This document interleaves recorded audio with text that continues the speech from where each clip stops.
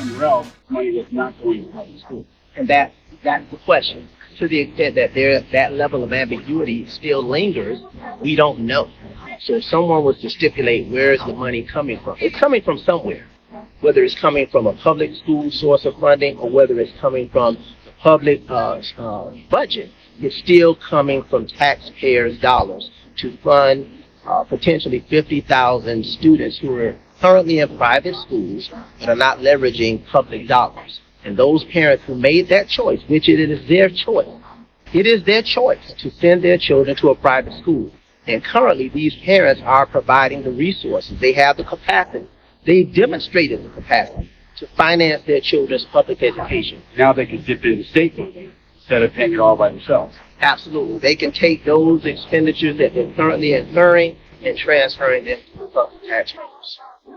It could also concern you that there's no oversight on some schools, because it's one thing if your kid's going to Archdiocese of Miami Schools, which is a pretty established school district. Another thing if you're going to some other sort of these fly-by-night schools that crop up to take advantage of these situations. Are you concerned about the lack of oversight of what exactly is happening educationally in some of these schools? Absolutely. I think that's always been an issue when people get into the discourse regarding district schools versus charter schools. Charter schools are public schools. They are subject to the same level of accountability with respect to instructional staff and student performance outcomes. Private schools are not.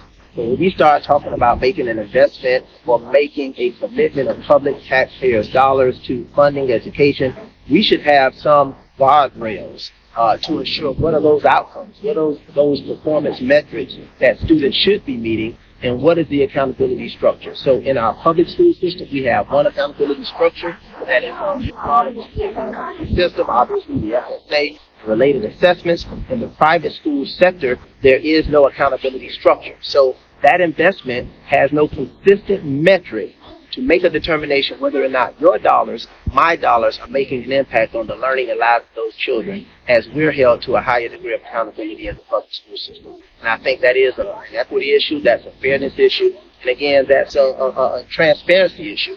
That's an issue of fiduciary responsibility. You make an investment into something as taxpayers, we should have an expectation for a return. We need to have that return clearly defined through performance metrics relative to student performance outcomes, and we don't have the same structure in the private school setting. I